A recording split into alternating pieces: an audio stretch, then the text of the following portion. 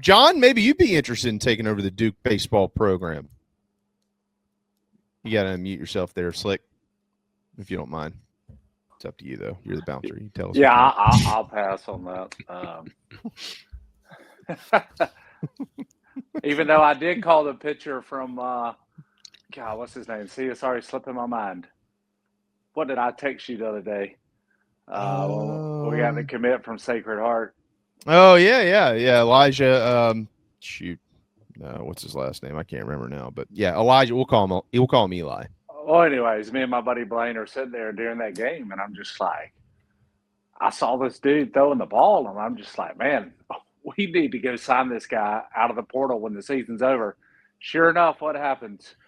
We got him. Mm-hmm. I called it literally the first game of the year when that guy was pitching against us. I was just like, I looked over at Blaine. I was like, if we don't go after this guy after this season in the portal, we're crazy. If he gets in, yeah, he's a project. He got. He is, but man, he looks good. Yeah, he's got a lot of carry. He actually gets more swings and misses at the top of the zone than he does at the bottom of the zone. Yeah, we'll see what happens with that kid. I remember going. I think he pitched Saturday, actually, John. He did. It was. You're right. It was the second day. Yeah. Yeah. Because Maneri and Monty had mentioned the day before, I was talking to them before game one. He said the best arm they got is going to throw tomorrow. We'll continue our position groups, kind of a conversation about it, a little bit more of a deeper dive now that we're getting closer. This week, wide receivers / tight ends. And we'll touch on the linebackers too. You know, something that I haven't heard from anybody out there, gentlemen, I would venture a guess if we went and looked at every single wide receiver group, just wide receivers, not tight ends, just wide receivers. In the Power Four, I bet you can't find a group that's younger than this one at South Carolina. What do you think, John? Super young. I mean, when you look at Mazio, I'm expecting big things from him. He's still a young guy. He's only going to be in his second year.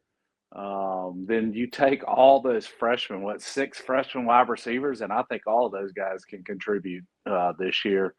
But as far as our team goes, you know, the main 4 I'm looking at is Mazio, Nick Harbor, Jared Brown, and Vendravius Jacobs. I think those are the 4 guys I'm really looking at going into fall camp as the guys who I think have a chance to make some noise for our football team and to help Lenoris out. And then you mix in, all those freshman wide receivers. There's a ton of talent in those true freshman wide receivers, and we saw a lot of it in the spring game. So I'm super excited about this group. I think they got a chance to be really good. Yes, they're really young, but they have a chance to be really good. You know what's crazy about it, Mike, is so we talked to Darren Usher, I think, 2 weeks ago, guys. Matter of fact, he might have been on, I don't know what day that was, but he was on a couple weeks ago, and he mentioned here with us that he thought this was the most competitive room in the building, the wide receivers. But Mike, like, if you go look at the roster, remember last year it was like, oh gosh, they're gonna have to, they gotta get this wide receiver room growing. They need numbers, they got to rebuild. In today's world, generally, when you're that low on numbers, where do you go? You go to the portal. They have one wide receiver on this team that is a transfer, and that was Jared Brown, who came in before last year. And Jacobs. Well, and Vandrevius Jacobs. But the numbers that they rebuilt this thing with are all freshmen. Yeah.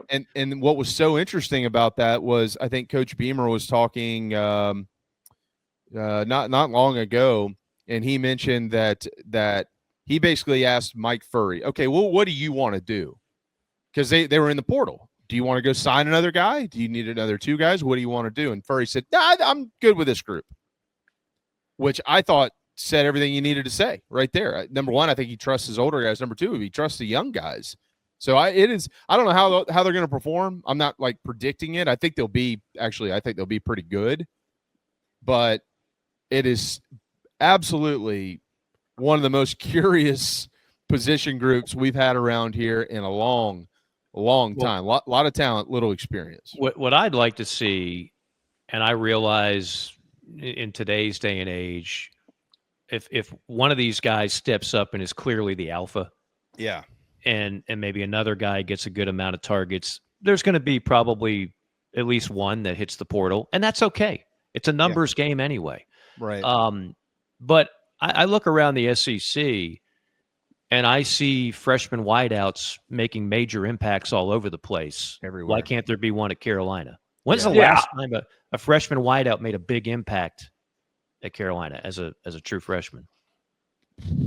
Alshon Jeffrey. Yeah, probably Alshon. Do we have to go back that far? Seriously? Like you're talking about like that sort of impact? Like, well, you know, I mean, he's yeah, the like dude. I mean, you look there's guys around the league that are flirting with 1,000 as a freshman and clearly being game-breaking wideouts, not just like complimentary pieces. Alshon clearly was that type of dude. I'm just wondering, has there not been one since then? I can't remember how Brian Edwards' freshman year went. I think it was just okay. I don't think it was anything crazy. Right. So if you're talking about like big impact, it'd have to be Alshon. I think so too. That leads me to my bigger point.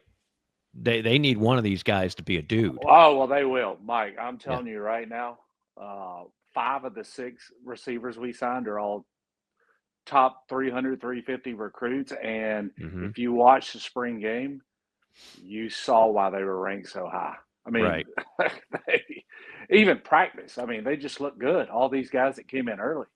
Yeah, I think it's probably 2 or 3 of them that will make an immediate impact in this receiver room.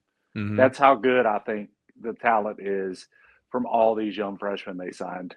And I mean, you know, I really like the 4 guys I talked about with, you know, Jacobs, Brown, Mazio, and Nick Harbor. I mean, that's a solid receiving core. And Jared Brown kind of being the old guy in the room who's been there and done that. With his leadership in that room, you know, I think they got a chance to be really good this year. I really do. You know what's funny about it is like, well, first of all, it's pretty unprecedented when you bring in 5 true freshmen at any position group. That's just rare. Maybe offensive line, right, John, from time to time, but outside of that, I mean, from time to time, outside of that, you just don't see it very often. But I've asked numerous times. I'm sitting here looking at at the names of all these guys from just different contexts that I've got. You know, how about from the young guys? You know, who stands out? And I feel like every single time that I've asked, it's been a different name. Lex Cyrus's name has come up. Malik Clark's name has come up. Brian Rowe's name has come up. I'd say that probably a couple of times. Gidron's name has come up. I mean, you know, Donovan Murphy ain't even here yet. I know, and he's one that's watch out. I think he's got a chance to be a really good player. Yeah, even Jaden. And then you throw in Sellers. He did some good things this spring as a true freshman. So that's 6 guys, 6 freshmen. Think about that. Yeah, no, look, and again, there are some positions I don't expect. Like, I don't put my chips on the table as a true freshman to excel. But wide receiver is not one of those. Like Bruin says, Mike, I've asked that question for years on a couple positions, get the same answer every time. You can't play freshman. Meanwhile, every other school can. Yeah, exactly. Yeah, I mean, you look around the SEC, and I'll show you all SEC conference list at the end of the season, not preseason, at the end of the season, and I'll find you some freshman wide receivers that made the list. Hey, our top 3 or 4 pass receivers last year was a true freshman in Mazio Bennett, okay? Mm-hmm. When I played, Troy Williamson came in and played as a freshman. Matthew Thomas played as a freshman. Right. Like, there's so many guys that just come in at wide receiver and play as a freshman. Offensive line is the one that's tough to play as a freshman. Exactly. Our quarterback, wide receiver, it's just really tough to play as a freshman, even tight end. But, you know, those skill positions, defensive back, wide receiver, running back, defensive end, those are ones you can come in and play right away if your skill set is there. Yeah. But once you start getting on the offensive line, once you start getting closer to the ball, it's a lot tougher to come in and play as a freshman. 100% agree. And look, even running back, like a lot of times the guy's got the ability, but you don't play him as much because he doesn't get the concepts of protecting on a blitz, right? And so that can cost your team. Wide receiver, you got one job, man. I mean, yeah, you want to block downfield, but like you got a route tree, you got plays. Yep. If you have that kind of ability, and it's not just reserved for Alabama, Ohio State, and years past Clemson. Like Auburn has had a couple of dudes. There's no reason like one of these Gamecock freshman wide receivers could just be an absolute stud and game breaker in year one. Mm-hmm. Yeah, I'm with you. I we're all excited about watching the freshmen. I'm just as excited about watching everybody else. Like that. Nick Harbor. So Nick Harbor has been kind of a phenomenon since day one, right? When he committed, because for all the reasons we all know about. So how far has he come? Like you mentioned, Mike, just a minute ago, and you're 100% right. Like, who's going to be the alpha? They got to have one. Like you can't. I feel like it's very, very, very, very rare to have a football team that can throw the football and score a lot of points and throw for a lot of yards, but not have like one dude out there. Like it's not like there's generally 4 or 5 guys with 600 or 700 receiving yards. Like they get comfortable with a guy, and then there's a guy. Is that Nick Harbor? How watching Mazio this year, watching Vandrevius Jacobs, JC last year before the season mentioned Jacobs numerous times, John, if you remember that, and he was really, really big on him. And all that is under one roof. It's under Mike Furry's roof. And everything we've heard about this guy's development. And I don't know how much more you can trust a dude with development than saying, I'm good on the portal. I'm going to bring in 6 wide receivers from the high school ranks, one who's reclassifying, and he's even younger than the rest. So if you are a developer like he is, and as excited as we are to see the freshmen, I'm just as excited to see all the other dudes that have had an entire offseason under his tutelage. Yeah, like I said, the wide receiver group this year that we signed could go down as the best wide receiving recruiting group that this university's ever seen. That's how good I feel about all these guys that we signed this past year. And Mike, he's a hell of a coach. He's been there. He's done that. He's played in the league forever. He knows this thing in and out. And so far, I think he's done a great job with developing what he's had, right? What he's had, he's done a great. Look what he did. Xavier. Look what he did with Xavier. Yeah. So, wait, hold on now. No, I could be wrong with that. Mike's first year was last year, so that's wrong. Yeah. All right, so I'm wrong on that one. I got a little carried away there, but I just. But I will say this: what Mike was able to do with Nick Harbor last year. Look at the improvements we saw.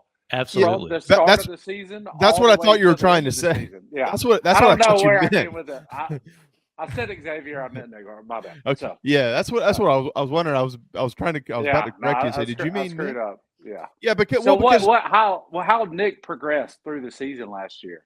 Just that development that he was able to get out of Nick Harbor last year.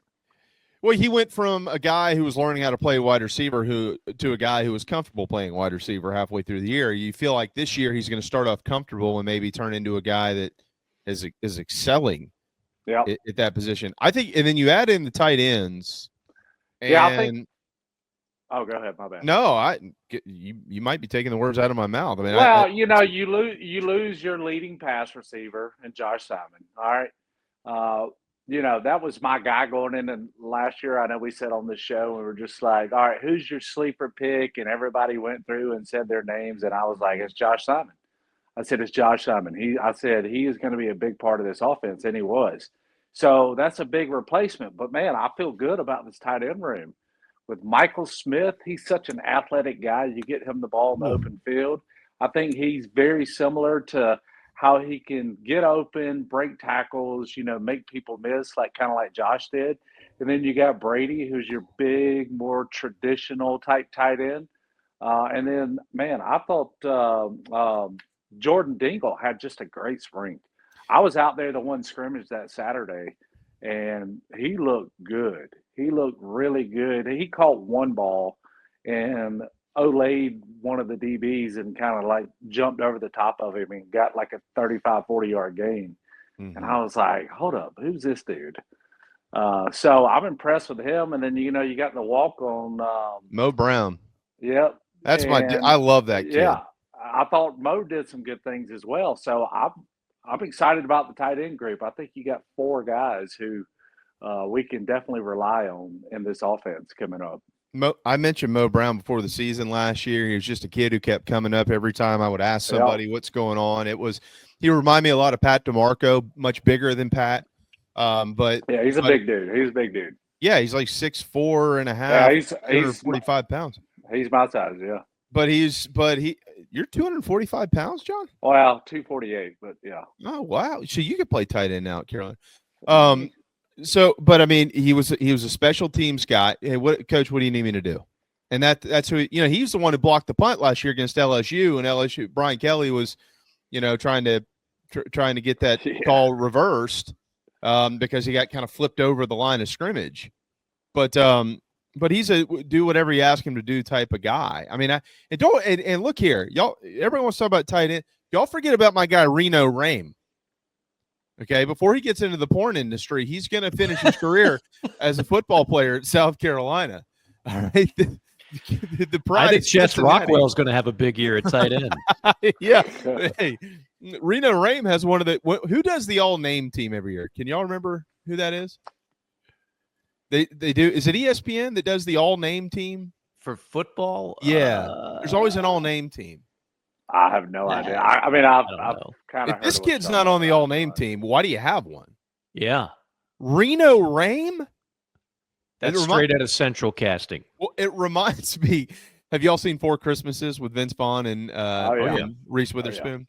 Yeah. We were all born in the cities we were conceived in. I'm Denver. He's Dallas. That's Orlando. Yeah. Orlando.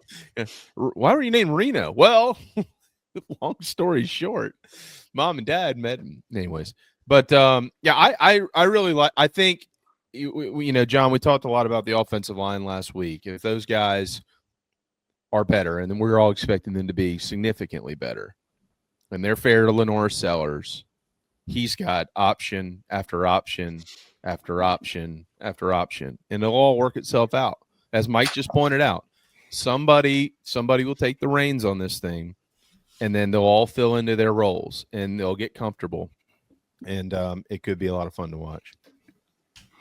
Yep. Give me an LSU freshman whiteout type season, 1,000 yards, 8 touchdowns, alpha. I know. It can happen. How many of those guys have they had? I feel like they have one every year. They have one every year. I mean, they're ridiculous. The state of Louisiana has been on a heater with receivers. It's sick. Big time. It's sick. I mean, they just crap out another one. I don't know about this coming year, though.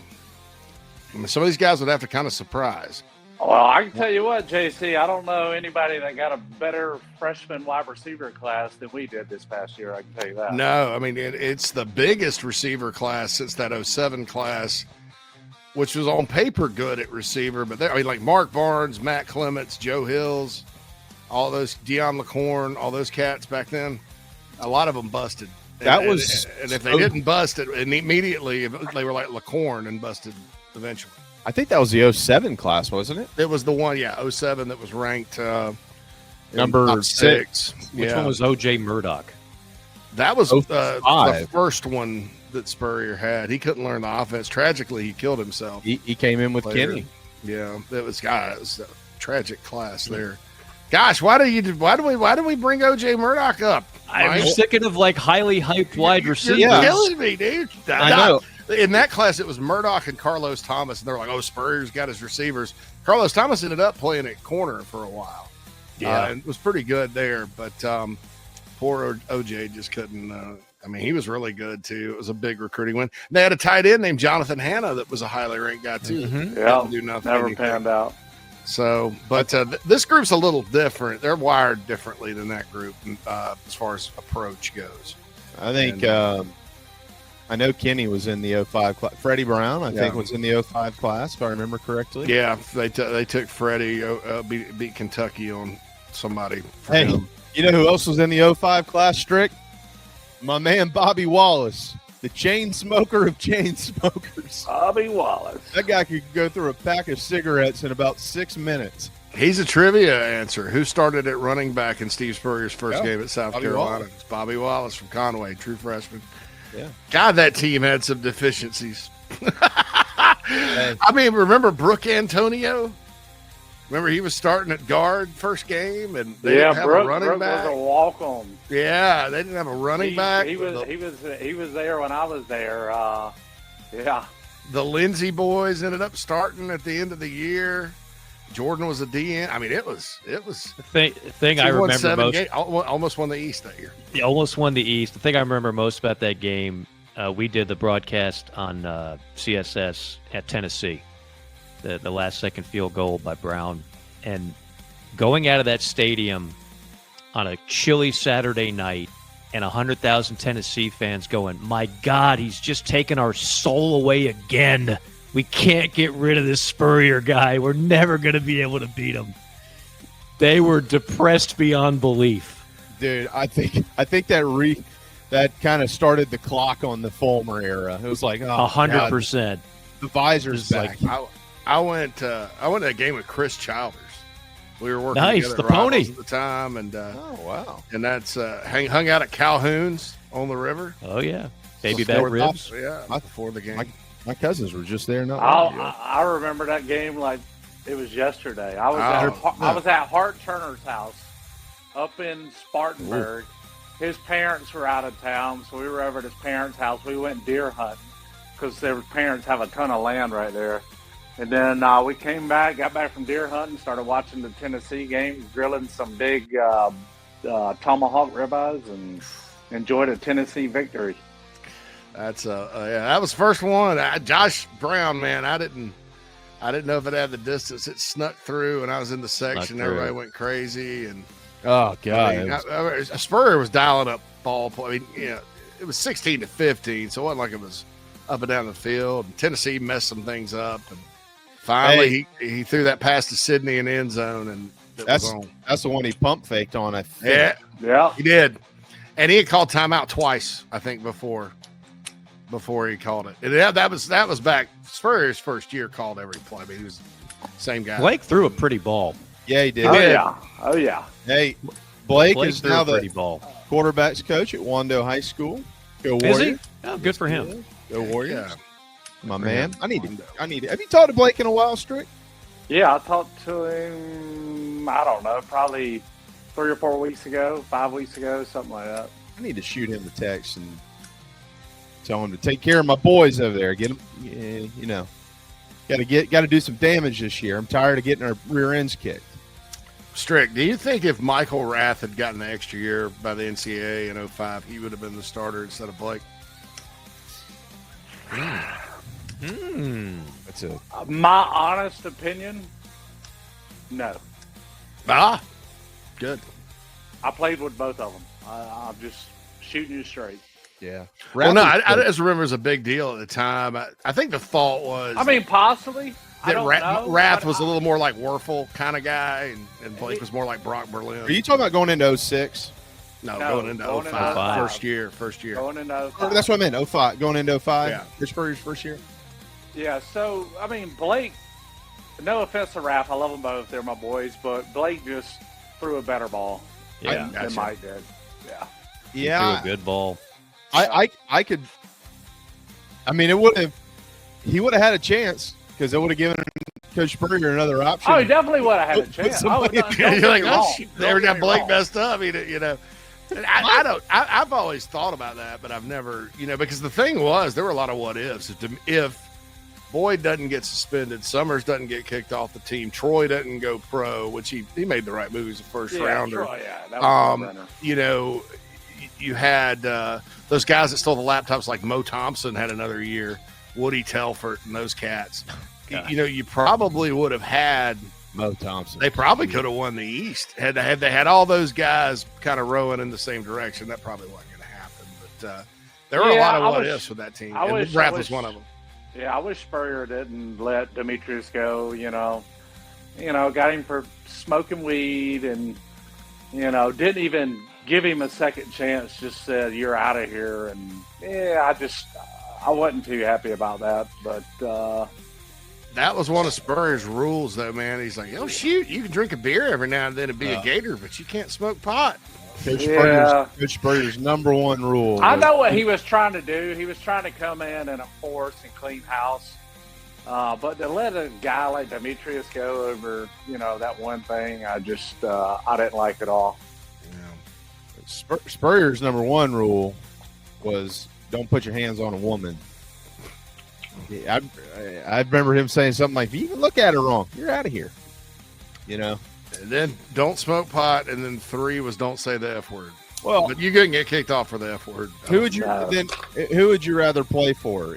Spurrier or LT in the Waterboy? Don't smoke crack. Hey, I'll tell you this. Demetrius Summers on Spurrier's draw play, which was his only run play he really liked to run. Think about that for a minute. Summers with the vision on the draw, that would have been pretty lethal. Because Corey Boyd got back, he was really good at running it too. Corey ran through you. What did y'all do? Corey Boyd. What did y'all do in the locker room, John? Did y'all put like Vaseline on Demetrius? Like what happened? Because nobody was ever able to actually tackle the guy. He just kind of slithered around like a stick. He could just read the holes and anticipate what the defensive player coming to tackle him was doing. He was just so good. I'll never forget 2003 at Tennessee when Demetrius had his breakout game. I'd be blocking the nose guard, and I'd see Demetrius just come right by me, hit through the hole, and I'll never forget that he had like a 60-yard run. And you just saw him cut back, made the linebacker miss, and then made the safety miss, and so it went from like the right side of the field, and he just cut all the way back to the left side of the field. I mean, his vision was just impeccable. Vision. We did the UAB game on pay-per-view. It's UAB, but that UAB team, by the way, had Roddy White as a starting wide receiver. Yeah. Darryl Hackney was another player that made the NFL from UAB. You had Roddy White covered by Dante Robinson. Pretty good matchup. Yeah. But Demetrius, if you go back and look at those highlights, I think they're on YouTube somewhere. I mean, Demetrius just went off. He went absolutely off. He just at that point, I would have bought all my stock on Demetrius Summers. Listen, man, think about this. I played with some great running backs. I really did. Derek Watson, Andrew Pinnock, Demetrius Summers, Corey Boyd, Kenny Irons,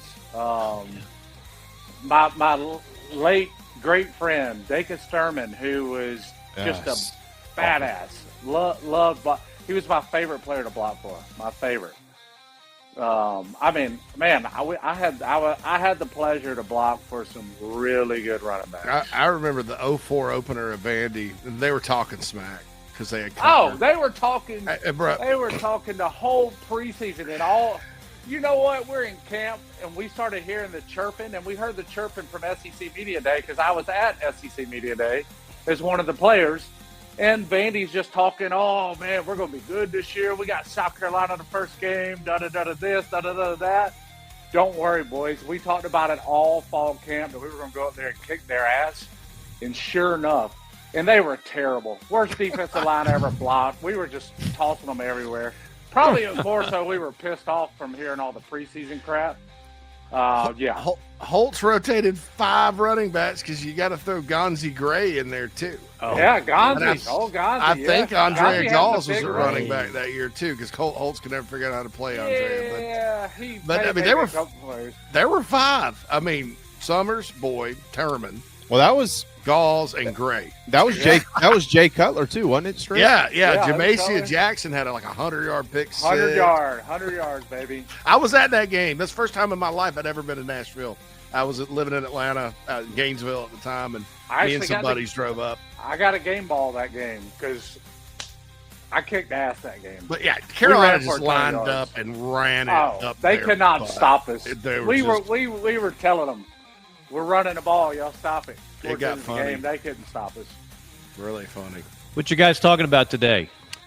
I'm going to talk about continue the wide receiver room discussion. I had a poll up on Big Spur today about where Carolina will be in the AP poll, and I'm going to talk about Stephen Means, a moron who votes in the AP poll, and why they should probably get this guy. I went back and looked at this cat's final poll. You're talking about old moron Means this afternoon? Oh, man, I'll have to tune in. I mean, this guy needs to be kicked out of sports writing, or just I don't know why they let people like this vote in the poll, but going to talk a little bit about that. We've got a discussion on the band Head East, a one-hit wonder from the 70s that we didn't get to yesterday. So Well, that's hard. good. That's hard-hitting stuff there. And then take questions from the Nana Sports chat box. I'm sure recruiting is going to come up. But Sweet. one thing we're not going to talk about is the House settlement. I'm done talking about that for a while. Yeah, we didn't touch it today. Until there's news. Yeah. We didn't touch it. If you don't It's just- understand it, go read up on it. It'll tell you everything Well, you need to know. we'll revisit it at some point when something happens. But, I mean, and something actually, there's By another. the way, I'm suing, by the way. I'm You should. suing. I'm going to get a lawsuit because where's my money? All these guys from 2016 to, 23 get all this money? Where's my money from when I played? So I'm too early. getting a lawsuit together. Statute together, of limitations on antitrust lawsuits, my man. You're out of luck. Yeah. Wow. I'm kidding, by the way. Don't tell Flint that. Let him go ahead. and follow Listen, all the- now's the right time to do it. They're not following all the rules up Nobody's there. following They it. had to slide through the cracks. But nah, it's we'll talk about a lot of Hey, stuff. But You want to play? You want to play a cruel game one night, Strick, on Michael? Hey, let's get our little group chat going again, and let it be like, hey man, just FYI, you need to fill out this form. You're due $250,000 from the NCAA for your name, image, and likeness. He'll buy it all day. I'll mail him a fake typed up Oh, big yeah. nice envelope. Yep.